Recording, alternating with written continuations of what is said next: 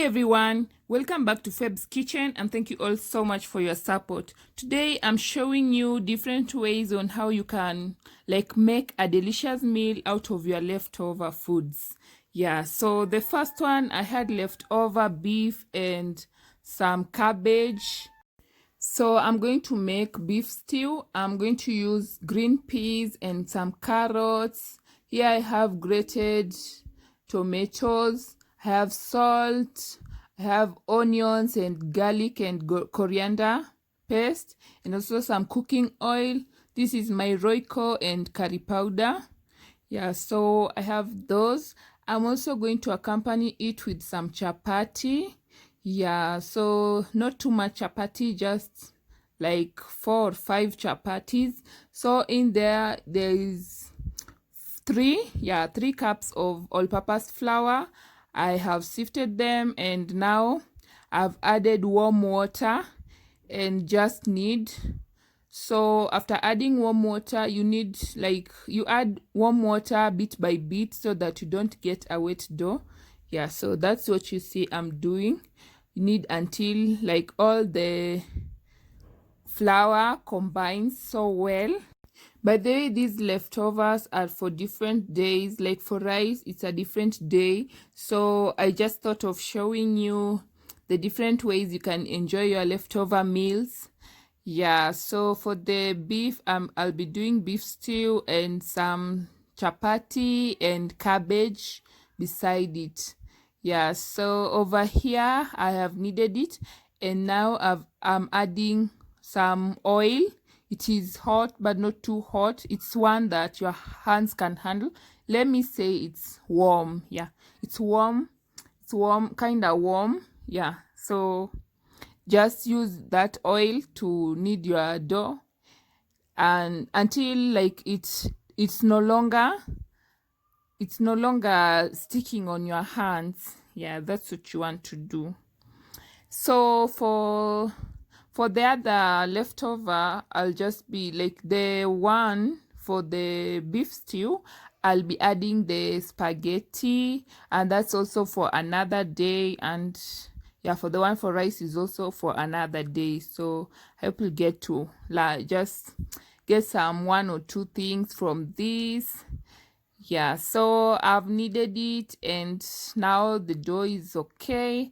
I'm going to let it sit there for some time, 30 minutes before I proceed.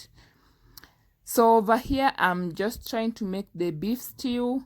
So I've added the onions in the sfuria and then I'll add the oil. This oil, I'm just reusing my oil which I had cooked with. Yeah, so it's still okay, it's fresh and good, so I can still use it. Yeah, so and it doesn't have any smell. Yeah, so except for the onions, which is still okay with it. So after frying your onions, add the carrots. Yeah, just like that, the carrots, so that they just start to cook. So after adding your carrot, you'll also add the peas, because carrot and peas will almost take the same time to cook. So you add both the same time. Yeah, so just like that, and then stir. And then we proceed to the next, which I'm about to tell you right now, just right now. So because I love my food with some flavors, I've added some curry powder and also my garlic and coriander paste. Yeah, so add those and then stir. Yeah, just like that. And so next I am adding my tomatoes. These ones I had grated them. You can also blend, or you can just use diced tomatoes. You just want your food good, just how you want it.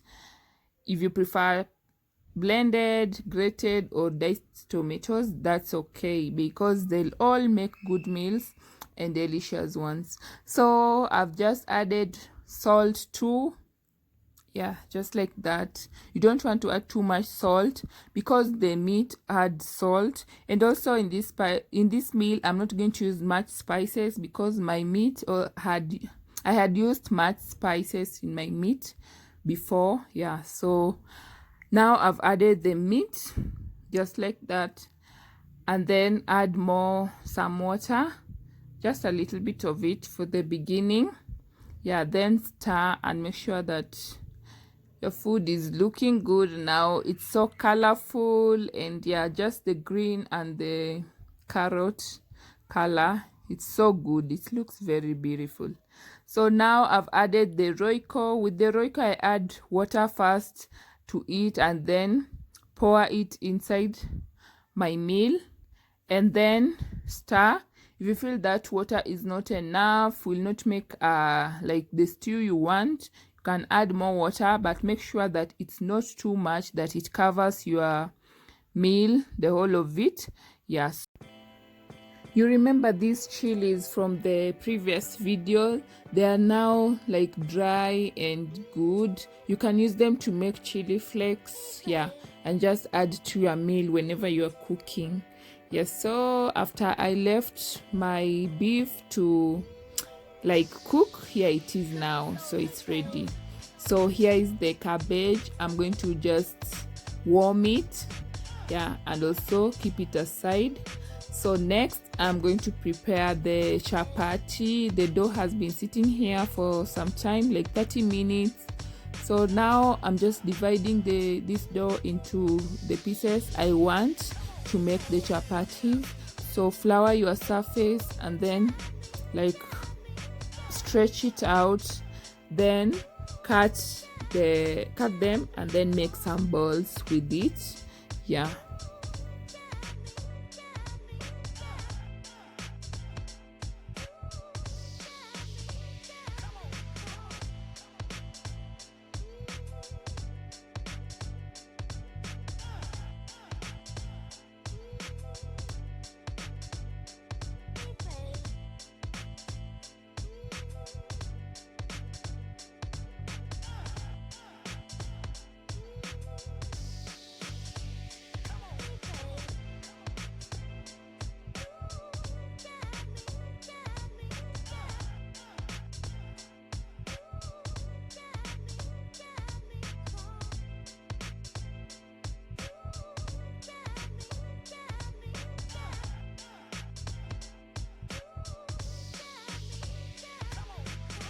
So I have like 5 balls, yeah, 5 balls of the dough, and now I'm just rolling one by one out.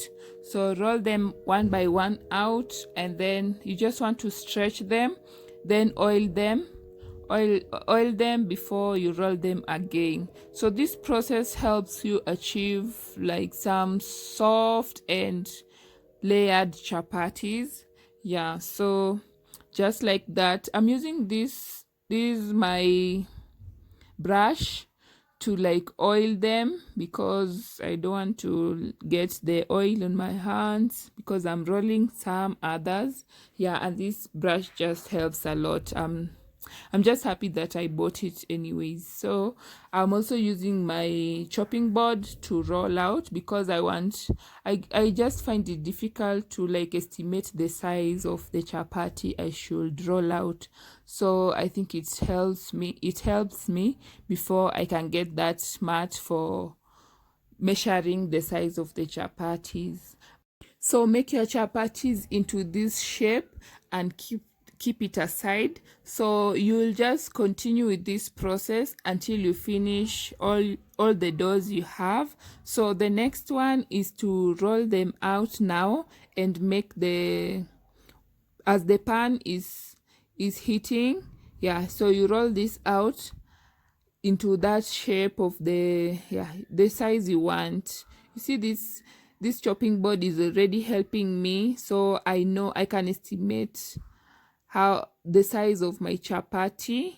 Yeah, so after I've rolled it out, and now I just place it on the pan. The pan was heating already, so let one side heat and then turn to the other side.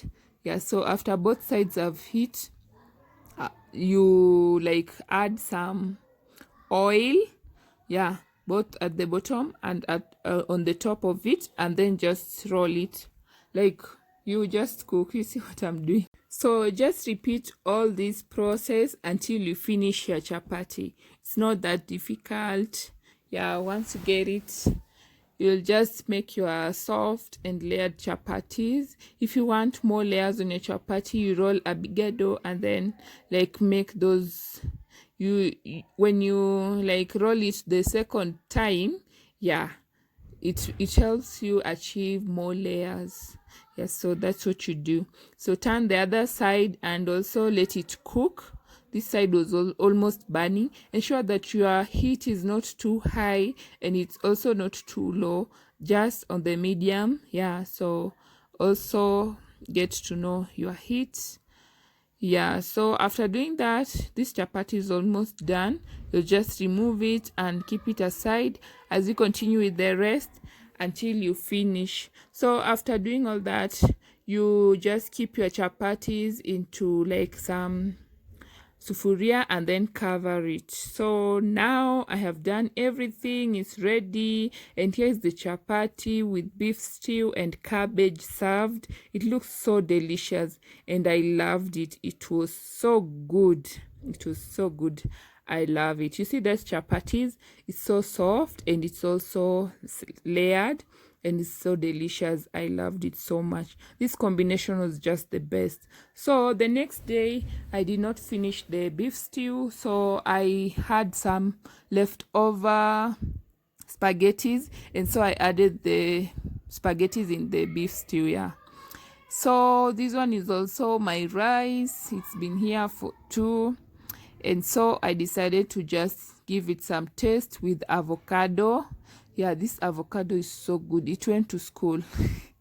You know those avocados that they say avocado has gone to school and has graduated. Yeah, so that one is this one is it. So you can see it now. I just served my rice after warming it. This one I didn't do anything much, so I just warmed it and then served. So that's the end of it, and thank you all so much for watching. Like, comment, and also subscribe. Bye.